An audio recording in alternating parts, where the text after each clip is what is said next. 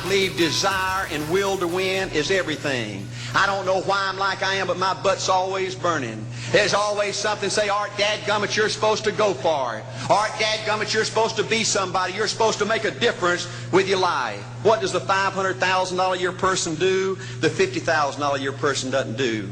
You look at the outside and study those two individuals, everything seems to be the same. They both are the same sex, they both are the same age, they have the same training, the same positions, the same contract, the same fringe benefits. They both are successful, they work hard, they're good family people, make tough commitments. But what's the difference? What does the $500,000 a year person do? The $50,000 a year person doesn't do. He pays the price and a little bit more. He works hard and a little bit more. He's loyal to the company and a little bit more. He believes in a little bit more. He makes money and a little bit more. He saves money and a little bit more. If you want to win in these United States, you got to be tough and you can't quit. The last thing I'll talk to you about today in building this winning edge is, folks, if you want to win in business, you got to be a leader. Leadership is everything. You show me anything in these United States that win, I'll show you a leader at work. You show me a successful church, Boy Scout troop, club, football team, business, I'll show you something run by a leader. See, I thought at one time in my life you had to be smart to win. I used to have these smart people that dress so pretty and talk so pretty and use these big words. They just intimidated me. And I said, Art, you can't ever be that good. Why don't you just throw in the towel and go on back and coach football for a living?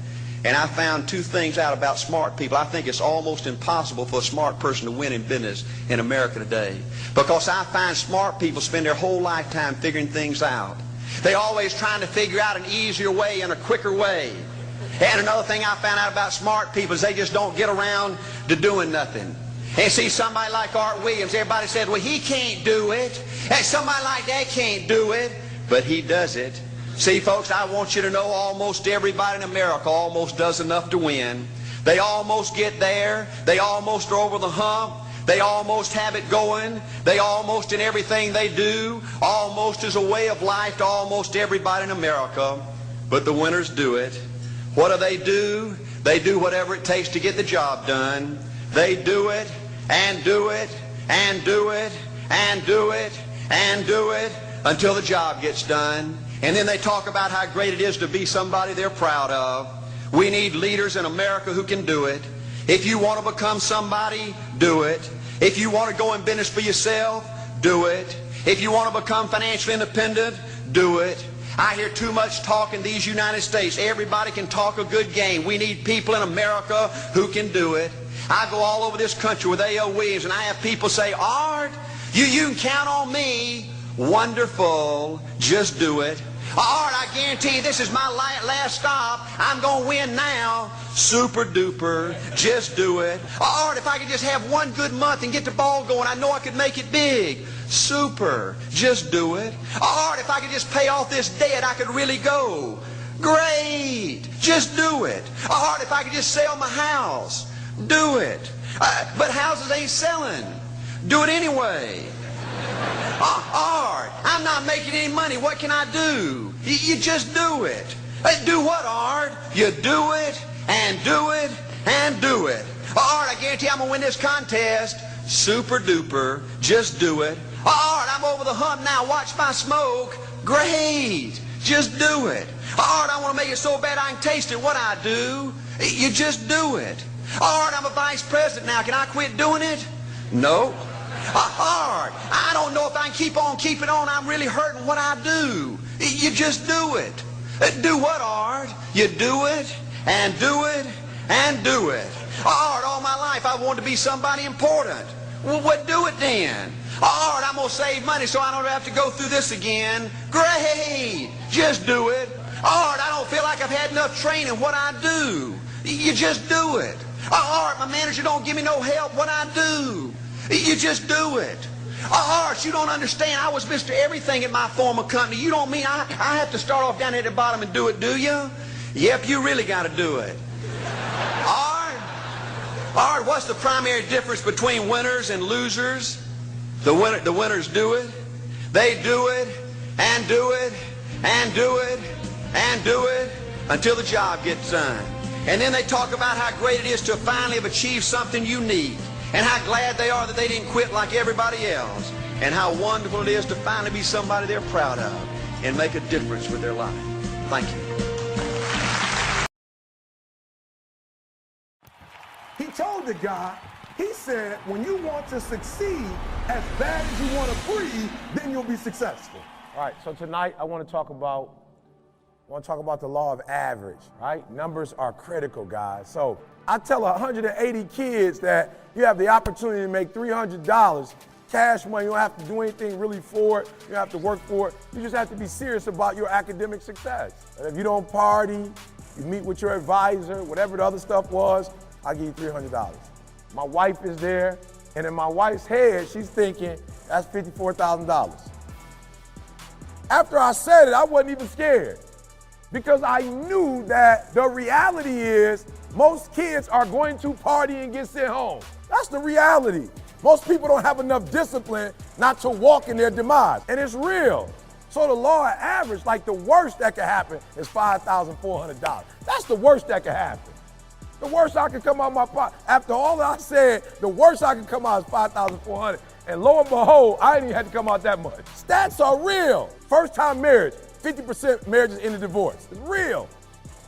And I can just tell you, all my little homies that got married right around the same time, it's more than 50% just with my number. It's real. I could have been a statistic. It's real.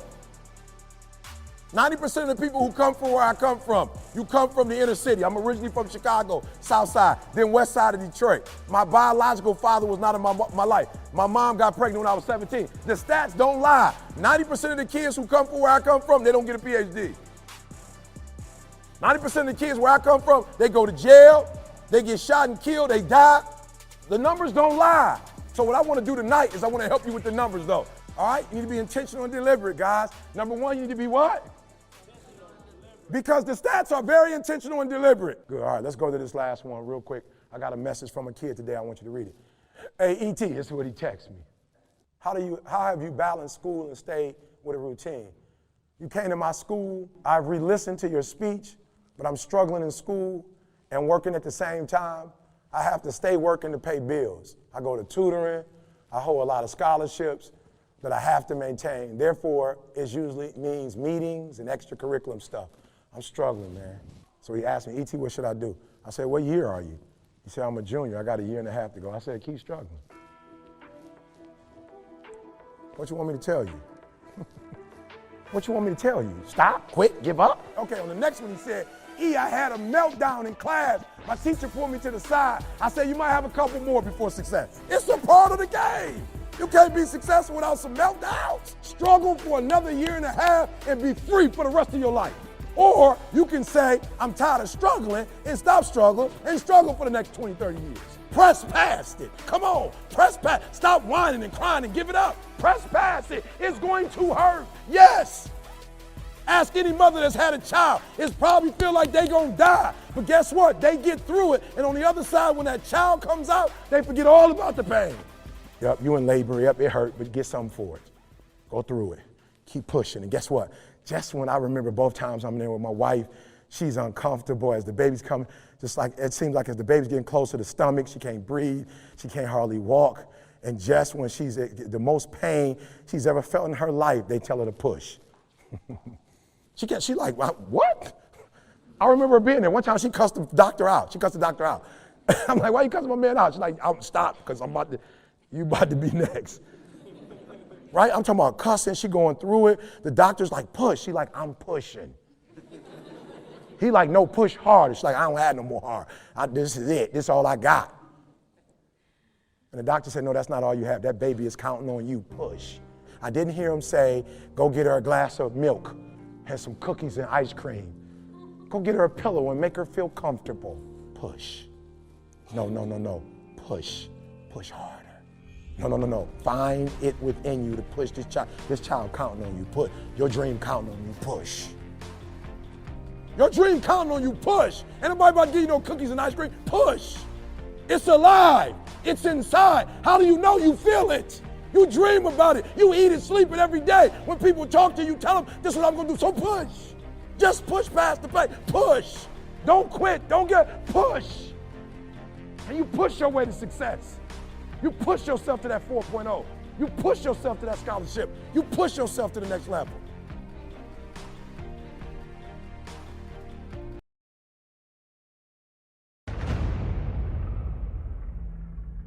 You can't make me want what I don't want. You can't dangle something in front of my face that's, I don't want that. And many of you are taking anything because you don't know what you want. And so if I can do one thing for you when you leave this room, I don't want nothing from you but for you to leave this room and know what you want. What do you want in your marriage? What do you want with your son and your daughter? What do you want in your health? What do you want financially? Like, how much money do you want to make a year? What do you want to drive? How do you want to live? Stop just waking up like an accident. What do you want? And then once you find out what you want, spend the rest of your natural life waking up and going after it. The reason why I speak with so much passion, E.T., why do you speak with so much authority? Because I'm talking about my life, not something that I read. I ate out of trash cans. I had no business eating out of trash cans. I lived in abandoned buildings. I had no business living in abandoned buildings. But E.T., your daddy wasn't in your life. Your mom was a teenage mother. You grew up, come on, look at your shirt. That's not an excuse. There is no excuse for not living up to your fullest potential. No excuse. I told you, I didn't get a new daddy. I didn't get a new mama.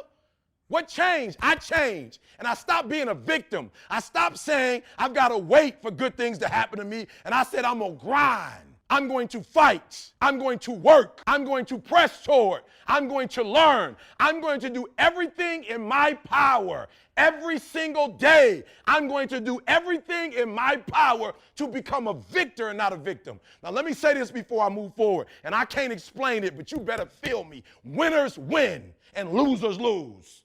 I can't explain it any better than that. I don't know how it happens, but winners win. And if you create a culture of losing, if you keep being a victim, if you keep letting losing happen to you, if you keep letting people do you and treat you any kind of way, it's going to become a culture.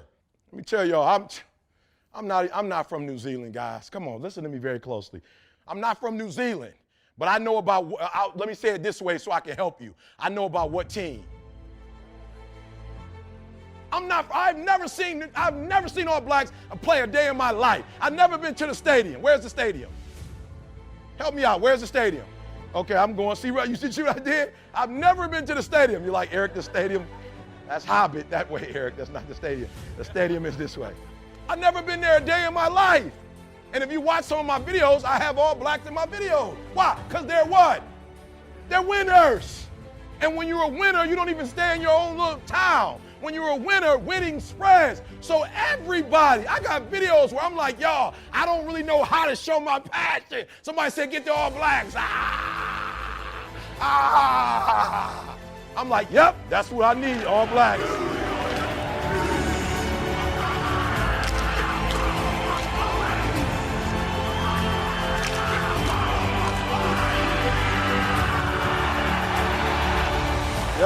Yep, I need the All Blacks.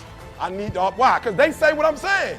They just said it in rugby. I'm like, woo, that's a violent sport. Their passion is all over there. Why? Because winners win. And I can't explain it to you, but you better stop making excuses and find a way to win. Because once you start winning, you go from 1,500 to 3,000 to 5,000 to 7,000. You remember, see? From 7 to 10. Nothing changed. We're still in the basement. We don't have a building. We still use the garage for all of our products. We don't have business cards. We don't have a 5-year plan. We don't have a 3-year plan. How do you do it then? E, we wake up and grind. Winners win. I focus more on winning than I focus on structure. I focus on winning. And when you become a winner, they start seeing you with winners. You get from being a loser, low self-esteem, doubt, and fear. And if you can find your way on this side, guys, it's sweeter on this side. You know what's so funny? We want people to make guarantees to us, but we're not willing to make guarantees to ourselves. Now, for real, I'm going to say it again. Like somebody gave you a guarantee, $30-day guarantee. In 30 days, if you don't make what they told you was going to make, in 30 days, you got an attitude, you want your money back. But you've never demanded your money back from yourself. You've never looked at yourself in the mirror and said, you let you down. Until you get to that point, you let you down. You're not brave enough. You want to put it on somebody else. The reason why I'm not successful is because of my boss. Have you ever looked at yourself in the mirror and said, I'm not getting up on time. I'm not going to work on time. I'm not putting in 120% when I'm at work. I let me down. And when you get to the point where you can say you let you down, I don't care. Listen to me, no disrespect. I don't care about Glenn. That's not why I do what I do. And I love Glenn. I don't come here and do what I do so Glenn can affirm me, so he can give me a pat on my back. I care more about me than I care about what Glenn thinks about me. I have standards. I have values. I don't care how much you pay me. If I speak at an elementary school for $300, I chose to do that for $300. If I chose to speak at a prison for free, I chose to do that. And I will not go in there giving those prisoners less than what somebody pays me $100,000. Why? Because I value myself enough to give 120% or don't do it. And that's the problem with some of you.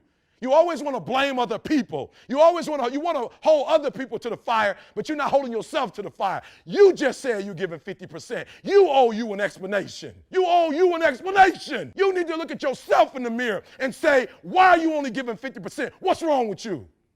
You need to put yourself on punishment. You need to tell you no more TV, no more snacks, no more desserts, no, we working out now. No more alcohol, not right now. I can't handle it right now. You need to tell you that you owe you something. Stop going back to, you keep going to the mall with the receipt. This is what y'all said it was. Glenn, you didn't do what you said you was going to do. Well, you didn't do what you were supposed to do, so how am I going to do what I'm supposed to do for you? When you walk out of this room, you owe yourself. I didn't get here making excuses. So what, my father wasn't in my life? The truth of the matter is, he ain't never come into my life. So what, I'm going to wait for the rest of my life for my man to come? He ain't coming. I live in America. I'm an African-American male. They don't treat us the same. It's something called racism. I ain't going to cry about it.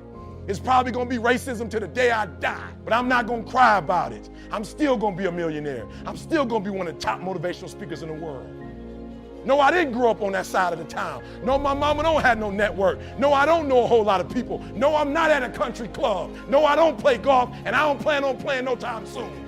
But I'm still going to be successful. I'm still going to get to where they are. Why? Because I owe it to myself. And can't nobody stop me but me. And you need to get rid of them excuses, and you need to stop pointing fingers at people. And you need to start pointing fingers at yourself. What did you not do?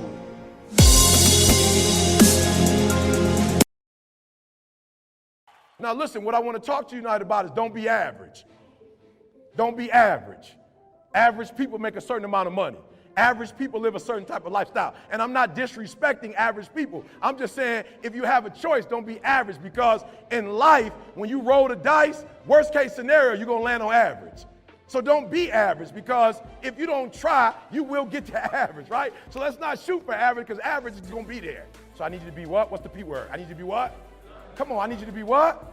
I don't need you to be nothing else. When you do your job, you do it in a way where that you cannot get fired. Talking to my wife today, she's like, I want you to clean up. I'm like, we about to get it twisted. I want you to clean up. I'm like, how? Because I know you want it a different way than how I do it. I clean average. I'm just being real. I clean average. So when you say clean, you have to break that down, because I know with my clean and your clean, it's two different cleans. No, I'm trying to help you. It's two different cleans. My wife said you don't clean, you shift.